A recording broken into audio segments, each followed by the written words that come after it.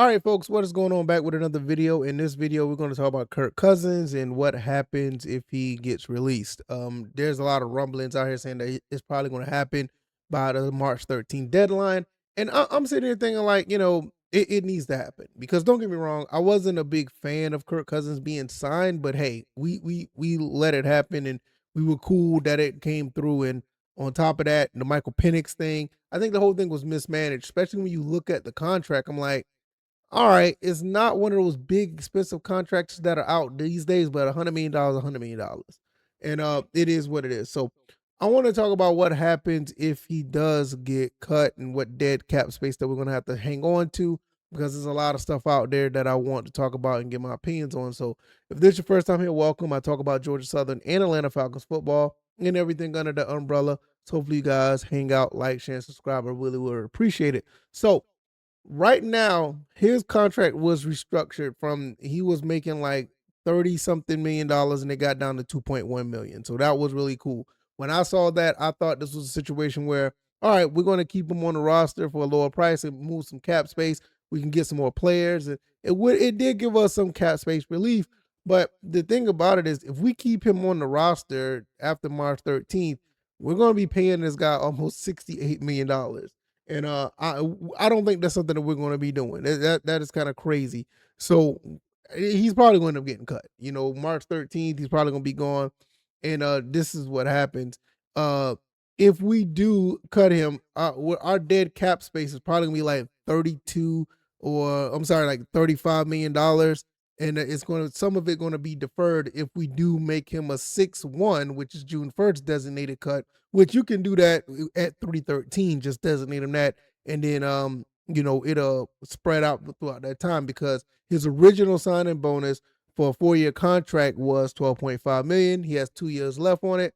So 12.5 million, multiply that by 2 is 25 million plus the $10 million roster bonus. So that's where the 35 million come in. So we could take the whole 35 million in 2026, or we could spread it out through 26 and 27, where it'd be 22.5 in 26, 12.5 in 2027. And what does that do? Well, what that would do, that would give us some relief where for us, we will have cap relief of 32.9 and a total of 2.1 in March. And for 6-1 to be 35 million total. And basically, like I said, we're gonna be in a situation where it won't be as bad as paying him that much money. Now, at the end of the day, how do I feel? I look at it like this. You know, Kirk Cousins did what he could do with the Falcons. He kind of screwed us over a little bit with the injury. Didn't want to tell anybody about the injury. I did not like how everything was structured. Him as a player, I will say this: he basically gave us a really solid chance to win a lot of games when he was healthy. But now I think with the new coaching staff, we're probably in a situation where they don't want to live with that salary and probably just want to move on from him. And I'm cool with that. I just think the whole thing was mismanaged from the 4-year contract, getting Michael Penix here, doing all these other things around these two guys, kind of messed up how things, panned out. If it was up to me, it was going to be the one or the other. If you're going to sign Kirk Cousins to this 4-year deal, yeah, you could have got you another quarterback, but I would have probably, I mean, I'm gonna be honest, guys. I know this sounds crazy now, but back then I would have probably got like a 5th round quarterback just to have on the roster to to to be behind Kirk Cousins for a few years. And it would have been justified to have somebody behind Kirk Cousins because he's a 5th round pick. Um, like I said, I know it sounds weird, but I was a fan of bringing Spencer Rattler here back then. And now hindsight is crazy. I mean, Spencer Rattler is not the guy, but during that time, you bring Kirk Cousins in, Spencer Rattler spends 2, 3, years behind Kirk. You never know what kind of player you have compared to now. But that was my thought process. Or don't sign Kirk Cousins, just bring Penix in and just throw him out there to the fire day one, just like a lot of these other rookie quarterbacks that was the case, and just see what happens. You're 8th overall. You should have, he should have been out there to begin with anyway. But the whole thing was like it was all out of whack, and it cost us either a lot of money or it cost us a draft slot. It was just crazy. But I look at it like this: at the end of the day, moving on from Kirk Cousins is probably the best move for all parties. $68 million, 68 million. You don't want to be dealing with that kind of money, trying to pay, a guy like this. I mean, the dude just finds a way to get paid, right? And that's what he does. And I think this is be a good idea to just go ahead and move on for him. Go ahead and get the cap relief for this year, and move it down to next year. Like I said, it's gonna be 22.5, one, and then it could be 12.5 in 2027 in dead cap space. I could live with that. But I don't know, man. It just feel like a residual effect of what happened with Raheem Morris and Terry Fontenot. On the surface, it sounded really good to have this quarterback set up, especially after what happened with the Desmond Ritter situation. You want to overcompensate in some cases, but this probably wasn't the case that you wanted to overcompensate. It kind of like damaged the goodwill that you have with the fans, and it kind of damaged the momentum that you could have had as a coach. Honestly, even with the Kirk Cousins injury, let's say that would have happened after going 6-3, you know, you probably would have been in a better shape, all things considered, going forward. Or you'd have been better off if you'd have just kept Kirk Cousins and not have that. I mean, sorry, that Michael Penix, and draft him and not have this, dynamic that's going on. But I feel at the end of the day, moving on from him, it's just going to be a good look at the end of the day. I do also believe that Michael Penix, possibly ahead of schedule, that's going to be a beneficial to where we go.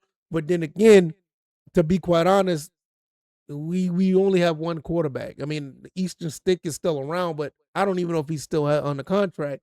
So even if he's around, I mean, you got two quarterbacks, and I don't even know how Kevin Stefanski really truly feels about Michael Penix and what's going on with him. I wouldn't be surprised if they just, draft another quarterback, or they just give Michael Penix one more year. And if it doesn't work out, they're probably going to be jumping ship and find another quarterback in 27, where my favorite quarterback of 2027, which I thought was coming out in 26, is going to be in the 27 draft. And I'm already on record. I'm gonna say it right now. Miava from USC. I would love to have that kid here in Atlanta. I'm not gonna lie. I would love to have Miava. I think Miava has all the tools. He has the arm. He has I don't want to get into all that, but I like Miava a lot. So if Michael Penix don't pan out, I want Miava here. I don't know how well his draft stock will be up. I don't even know what our record would be. We could be in a situation where we're still in that 8 and 9 position and may not be able to get Miava. But that's just the guy that I want to get. But at the end of the day, this is what happens when, if Kirk Cousins is released. I mean, we're going to be dealing with some dead cap of 22.5 million and 12.5 in 2027. That's still actually that's doable.